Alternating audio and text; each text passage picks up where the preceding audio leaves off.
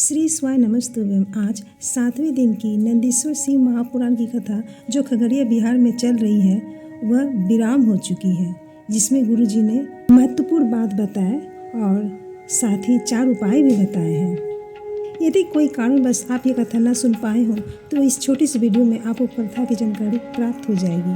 तो चलते हैं कथा की ओर। गुरु जी ने कहा, 2 मंदिर अवश्य जाए, एक मंदिर परमात्मा का, दूसरा अंतरात्मा का। जितना आप मंदिर जाने का प्रयास करते वैसे ही अंतरात्मा के मंदिर में भी आप प्रवेश कीजिए। अंतरात्मा में परमात्मा बैठा होता है, पर परमात्मा के मंदिर में हम प्रवेश कैसे करेंगे? शिव महापुराण की कथा कहती है, किसी भूखे को भोजन कराकर, प्यासे को पानी पिलाकर, जिस चीज़ की किसी को ज़रूरत पड़े वो चीज़ देकर उसका दुख थोड़ा हल्का कर सके, उसकी मदद जरूर करें। गुरु जी ने कहा, कोई भिखारी भिक्षुक आपका गाड़ी का दरवाज़ा बजाता तो आप कांच उठा लेते ताकि वह पीछे ना पड़े। पर शिव महापुराण की कथा कहती है, आप अपने गाड़ी में, जेब में पैसा रखें या ना रखें, पर प्रयास जरूर करें। आप अपने पास 2 रोटी या खाने का सामान अपने गाड़ी में लेकर चले, उसे दे। गुरु जी ने कहा, पैसा, गाय और बेटी यह 50 बार जांच करें, विश्वास करें तब दे। गुरु जी आगे कथा में बताते हैं, सावन का महीना अधिक मास में जितने भी शिव महापुराण की कथा होगी वहाँ बिटले सेवा समिति कुबेश्वर धाम का एक काउंटर बनेगा, जिसमें सुबह से लेकर शाम तक प्रसाद वितरण होगा, जिसमें खिचड़ी, पूरी, पोहा वितरण होगा। अन्य दान से बड़ा कोई दान नहीं। जिस क्षेत्र में ये हो उस क्षेत्र के लोग बढ़ चढ़ कर हिस्सा लें। गुरु जी ने कहा, बहू ज़्यादा पढ़ी लिखी होती उसे अहंकार आ जाता।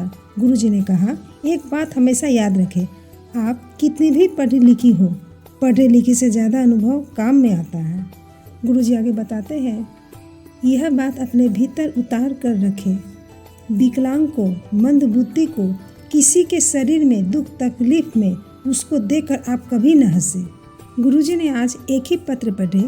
मर्दुला कुमारी जी खगड़िया, उनकी शादी 2010 में हुई थी, पर संतान सुख नहीं था। डॉक्टर को भी दिखाया, डॉक्टर ने कहा संतान नहीं होगा। वह मानसिक रूप से डिप्रेशन में आ गई, लोगों से मिलना जुलना छोड़ दिया।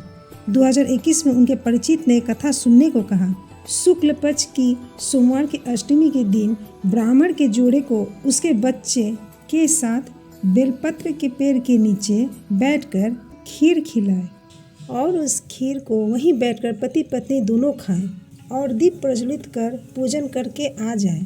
उन्होंने यह उपाय किया। बाबा की कृपा से कुछ ही दिन हुए थे, उनका गर्भ ठहर गया। यह शुक्ल पक्ष की अष्टमी तिथि, ये उपाय आप कर सकते हैं। तो बढ़ते उपाय की ओर। अगर कोई विषम परिस्थिति आपके सामने आ जाए, आप फंस जाएं, उस समय बेलपत्र के बीच वाली पत्ती पर लाल चंदन की बिंदी लगा दे। कुमकुम, लाल चंदन ये अलग होता, जैसे पीला चंदन को घिसा जाता वैसे ही लाल चंदन को घिसा जाता।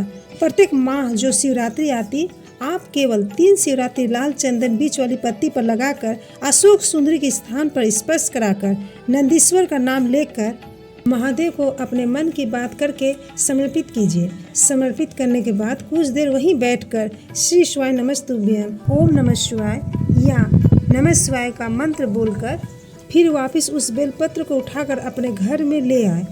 3 शिवरात्रि करने पर शासनिक का भी विवाद हो वह सुलझ जाता है। दूसरा उपाय, अगर आप दवाइयाँ खा रहे लग नहीं रही है तो आप कुंदकेश्वर महादेव को स्मरण करते हुए दवा खाएं। तीसरा उपाय, अगर आपके घर बहुत लड़ाई झगड़ा हो रही हो, छोटी छोटी बातों से घर में कलेश बना रहता तो शिव जी पर अवधूतेश्वर महादेव का नाम लेकर जल चढ़ाएं। कथा की मुख्य बातें। कल है सोमवार की अष्टमी। इस दिन गुरु जी के द्वारा बताए ये उपाय आप जरूर करें।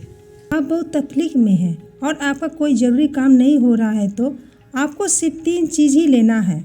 31 मूंग के दाने, 31 ही चावल के दाने, 31 ही लाल चंदन या पीले चंदन लगा हुआ बेलपत्र। 31 चावल को आपको शिवालय के चौखट में किनारे रख दें। 31 मूंग के दाने को वहाँ जहाँ नंदी बैठे रहते उनका जो पाँव ऊंचा रहता वहाँ रख दें।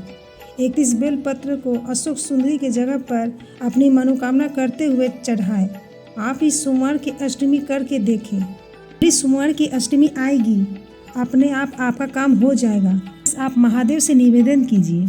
यदि घर में संपदा लक्ष्मी नहीं आ रही हो, व्यापार व्यवसाय नहीं चल रहा हो, नौकरी नहीं मिल रही हो, बहुत तकलीफ में है, तो शाम के समय 7 बेलपत्री केसर में घिसकर बीच वाली पत्ती पर ओम लिखकर दोनों किनारे वाली पत्ती में से एक पत्ती में आदि शक्ति जगदम्बा के नाम से एक बिंदु लगाना है और दूसरी में रिद्धि सिद्धि के नाम की वही केसर की बिंदी लगाना है और शिवलिंग पर अपनी मनोकामना कहते हुए समर्पित करना है। महादेव आपके घर धन संपदा से भर देंगे, आपका व्यापार चलने लगेगा। करते हैं आपको ये वीडियो जरूर पसंद आई होगी। श्री स्वाय नमस्तुभ्यम। हर हर महादेव।